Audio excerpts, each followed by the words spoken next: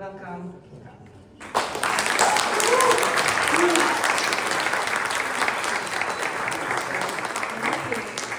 Thank you so much. A year ago, I did something that terrified me. I left my full-time job in product management at a large company. I had nice colleagues, and many of them are here today, so friendly faces. I had an okay salary, and also, most importantly, I had the kind of security that made my parents happy. But you know, I wasn't fulfilled anymore. Do you know that feeling when you're good at your job, but it doesn't light you up anymore? When Monday morning feels really heavy? That was me. So I did what any reasonable person would do. I tried to fix myself. I thought, maybe I need new skills, so I completed an executive coaching program. Maybe I need new perspective, so I traveled. Maybe I need to give back, so I coached product managers. Maybe I need to teach, so I give talks and workshops. And throughout all this time, I was experimenting, of course, with AI and vibe coding tools. I wasn't sure what they were good for or what I wanted to do with them, but they were fun. And you know what I realized finally? That I don't just want to talk about building products, and I don't want to just help other people build them. I wanted to build with the processes I believe in, quickly, iteratively, with user feedback. And so 4 months ago, I started building Little Parrot. It's a micro-learning platform for busy product people. So the idea was behind it that we need so many skills, but often a lot of content is very theoretical. So I wanted to create something practical that actually helps with their jobs. And so our first micro course is called Write Better with AI, Prompting Foundations for Product Managers. We are validating this right now. And I know it's a mouthful, this name. We are validating that too.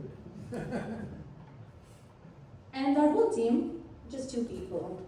Me, a product manager who hadn't coded in 7 years, and a developer who joined very recently. Are we profitable yet? No. Do we have everything figured out? Definitely not. So, why am I standing here today talking to you about this product? Because not long ago, this transition from idea to testable reality was impossible if you had no web development skills and if you were alone. But today, this shift is actually possible. Why? Because of the advent of vibe coding. So vibe coding is basically giving instructions to AI in natural language about what you want to build, and then it will write code and actually build software for you. And there are a lot of vibe coding tools available. So it depends on your background and goals on what you can use or what you want to use.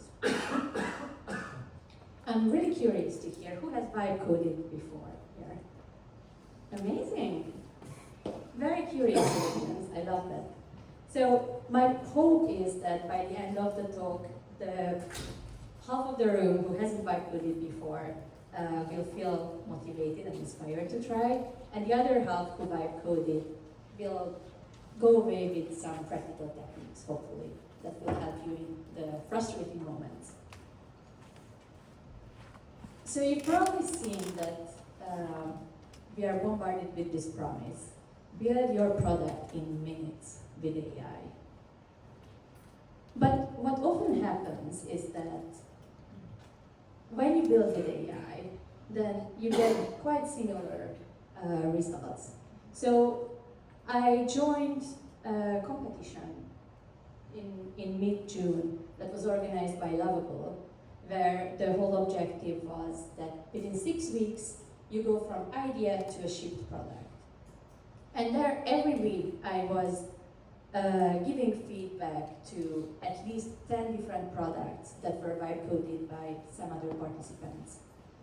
And what I saw was that, especially in the first couple of weeks, that many of the websites looked very similar. So they had the same layout, icons, buttons, and this blue to purple gradient.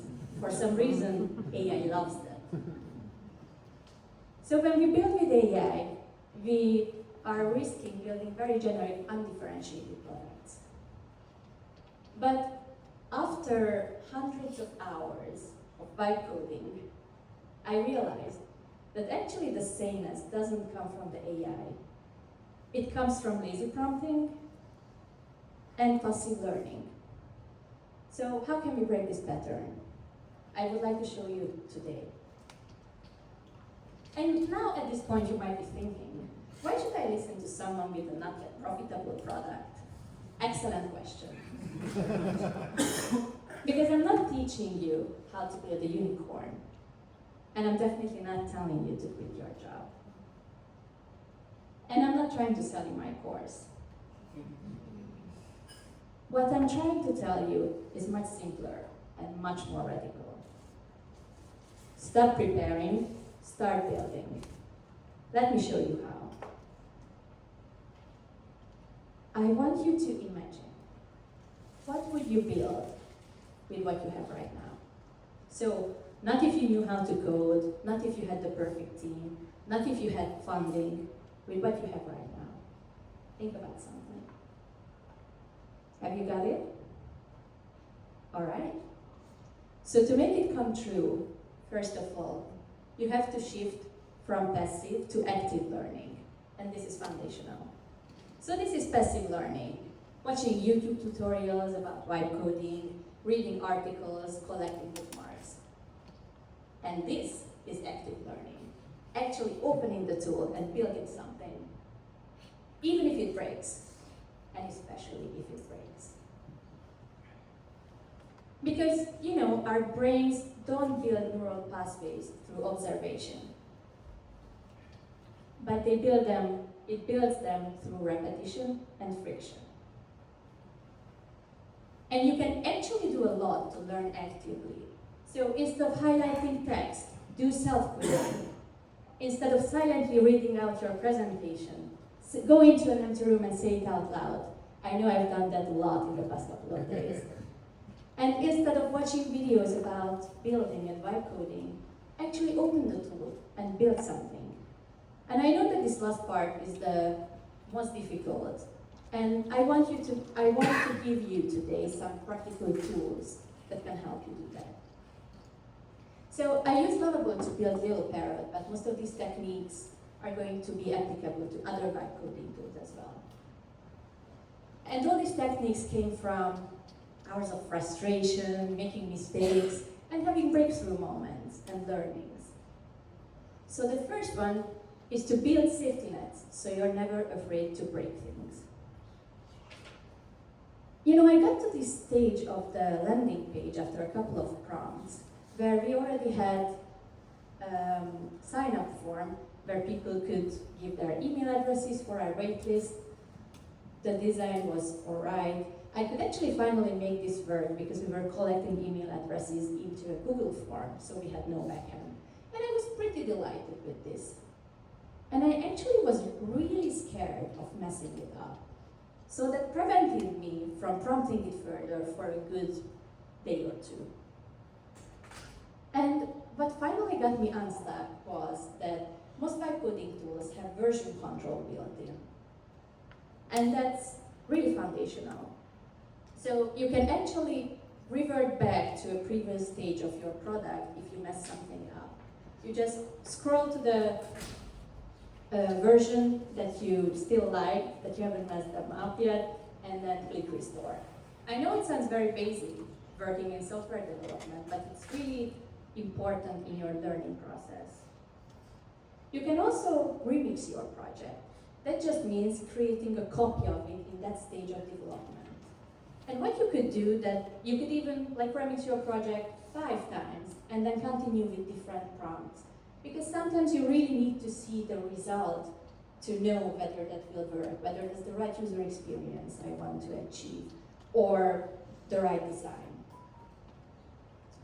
And if you stop being precious about your prompts, then it will enable you to learn faster because you experiment more. You will maybe make some bad decisions, but you can try wide ideas. You get feedback, and then you learn faster. So figure out what safety features your tool has and use them. Another technique I really like is asking questions of AI. So I caught myself that I can be very lazy in prompting sometimes. So what you can do, if you're in the same shoes, then you can explain it to the AI what you want to build, and then ask them, is everything clear? Do you have any clarifying questions? And then usually it gives you like a couple of points that helps you to be more specific and give some more background. Because if you leave space for ambiguity, then the AI will fill that space and probably will build something that you won't like. You can also ask questions about why something doesn't work. And it will force the AI to think through why it doesn't work and then create a plan to fix it. And you can also ask for suggestions, like based on my tech stack, what analytics tool to use? Or you can even ask it to explain what tech stack it's using, so you can learn a bit more technical things. So prompt design is very important because, large language models are trained on structured and semi-structured data. So if you structure your prompt better, it will be able to parse it in a more efficient way. So I would recommend you to use Markdown, bullet points, or even XML style tags to structure your prompts. That way you will probably get better outputs. So to avoid the generic AI-generated look that we've seen at the beginning of the talk, I highly recommend to specify what you are building and how it should look like. You can do it several different ways. One way is to, on a high level, explain what you want to create, like a landing page with an email sign-up.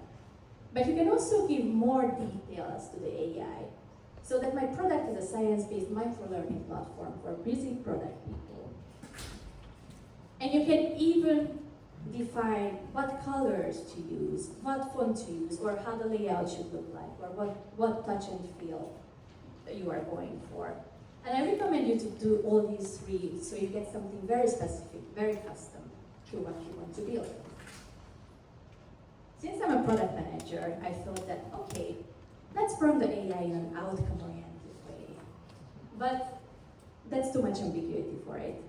So I figured out that actually using technical language results in way better output.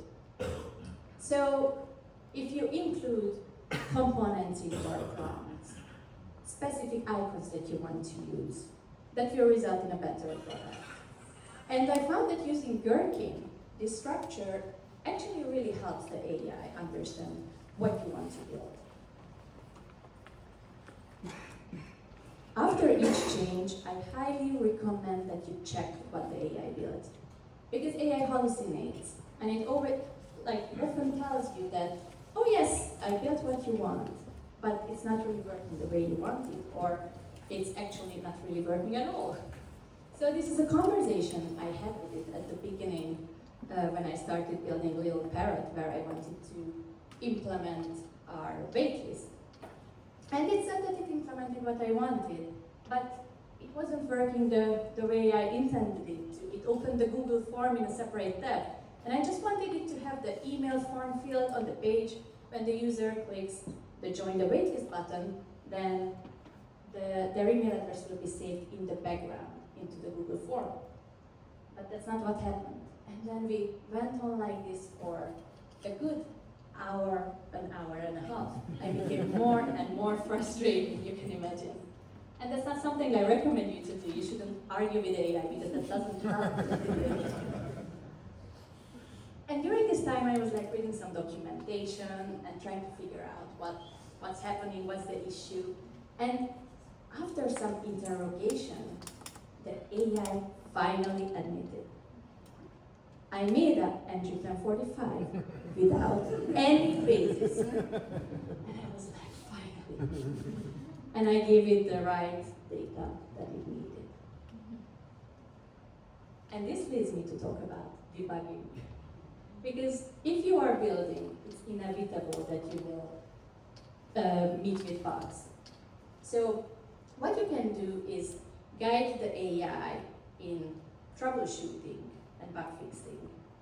You can actually inspect your page and look at the console and network tabs to figure out what is the error that's happening. And you can create screenshots of it and just drop it to the AI. It will help you to identify where the problem is. Is it on the front end, in the back end? And you can also look into the back end logs. You will see what the error is there. And even in the database, whether the data that you want to have there is existing. And it can happen like with me, that you get into these bug loops where the AI keeps telling you that it fixed something when it hasn't. And in this case, I recommend you to maybe revert back to the last version that worked, so before you tried implementing this new feature.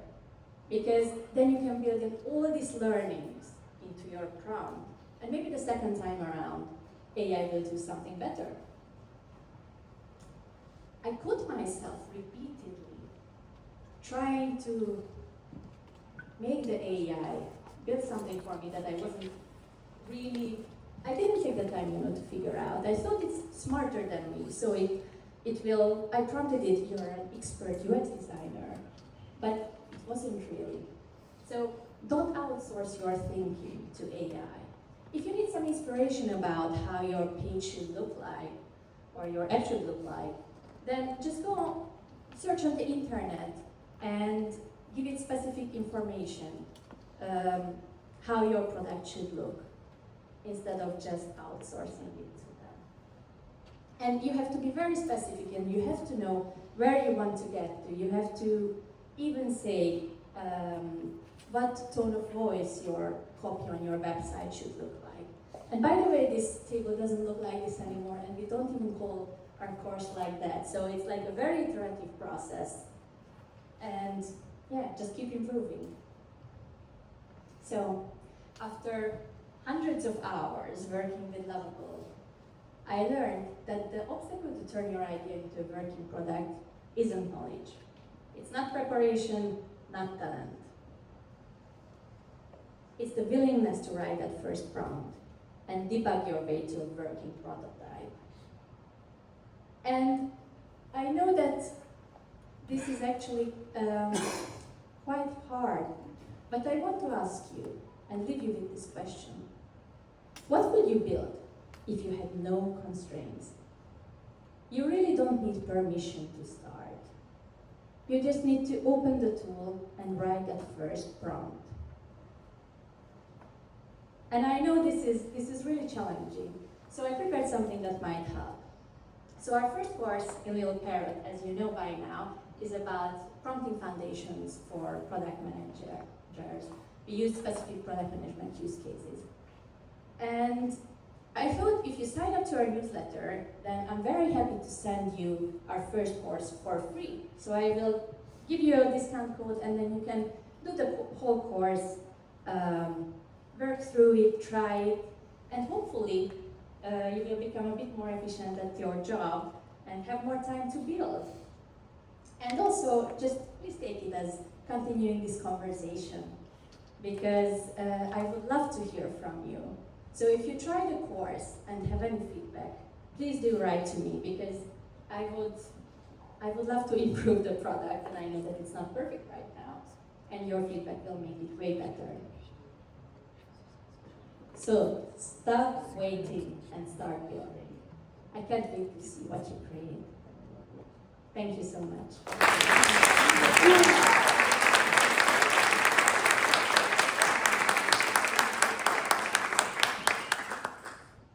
I really love this. Start. The most important thing is to start, finally. Yeah. So, do you have any questions? Do you guys have any questions? Yes?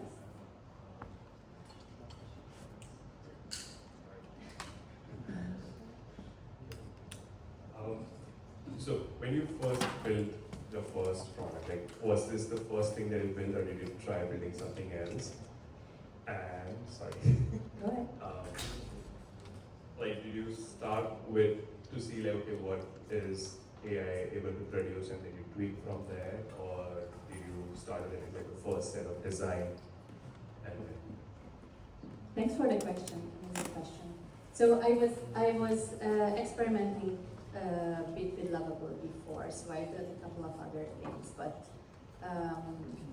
but this was the first like really big thing that I built, and I started with a vague idea of how it should look like colors and fonts, but didn't have like designed in Figma or somewhere else.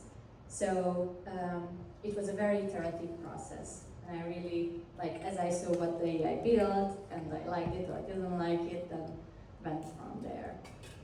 So you really need to have a plan figured out before you start.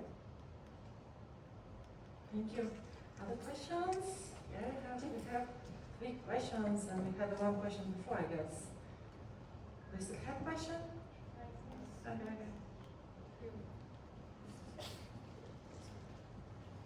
Hi, Kinga. Thanks very much for the presentation.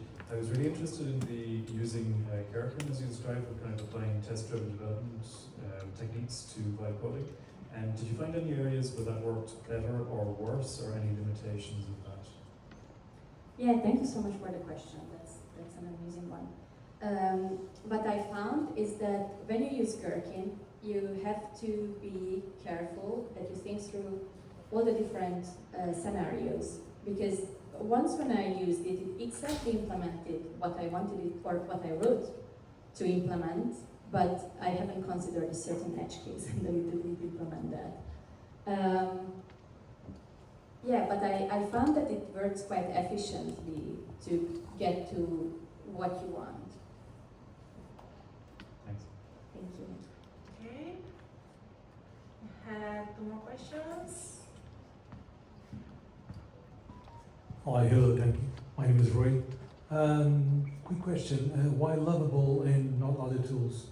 Or did you have the chance to try during those frustration times, moving into Bolt, Base 44, others? Yeah, thanks for the question, Ray. Great question. I actually started with Lovable, and but Lovable has the option of connecting your code base to GitHub, so then you can actually pull the code and work on it locally as well. And whenever you commit your changes, then it will show up in Lovable as well.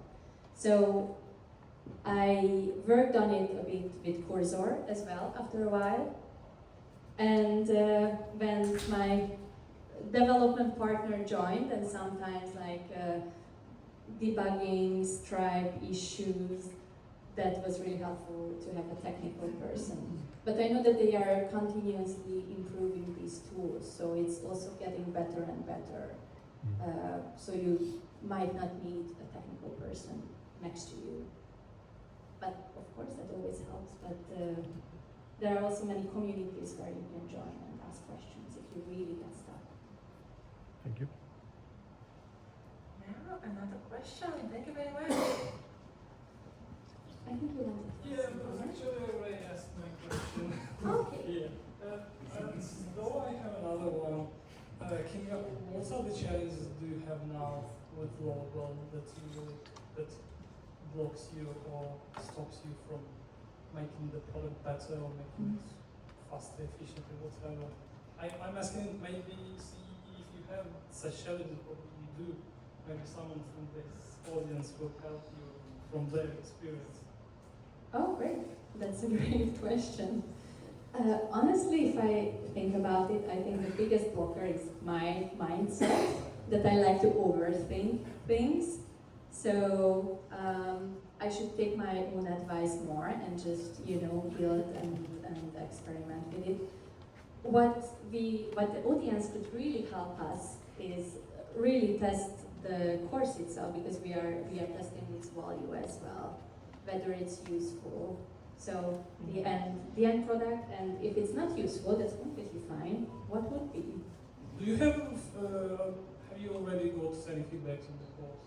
Yeah. So since I started building it in this Lovable program, where thousands of people participated, I constantly got feedback, and there were actually quite many product managers there, so that was really interesting. And also I've been sending it out to friends and collecting feedback. So we are constantly like improving on it, piece by piece. But you know, the more feedback, the better. Thank you. Thank you so much. Thank you. Thank you, Kinga. Thank you.